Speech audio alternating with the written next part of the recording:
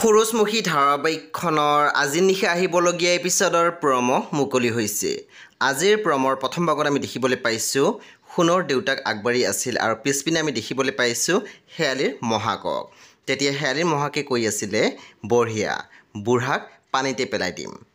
তাৰপিছত আমি প্ৰমত দেখিবলৈ পাইছোঁ কৃষ্ণ বৰুৱা যেতিয়া নৈৰ কাষত গৈছিল তেতিয়া আমি দেখিবলৈ পাইছোঁ তেখেতে পাহৰি যোৱা কথাবোৰ অকণমান মনত অহা যেন আমি দেখিবলৈ পাইছিলোঁ। তাৰপিছত আমি প্ৰমত দেখিবলৈ পাইছোঁ সোণে কৈ আছিল ভগৱানে যদি কিবা এটা চমৎকাৰ কৰি পাহৰি যোৱা কথাবোৰ মনত পেলাই দিলে হয়।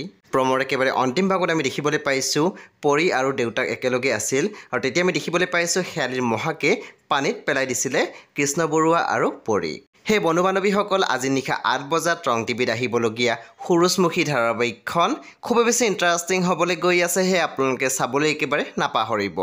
পৰৱৰ্তী আপডেটৰ বাবে আপোনালোকে মোৰ চেনেলটো ছাবস্ক্ৰাইব কৰি কাষত থকা বেল আইকন টিপি দিবলৈ একেবাৰে নাপাহৰিব আৰু প্লিজ আপোনালোকে মোৰ ভিডিঅ' এটা লাইক কৰি দিব।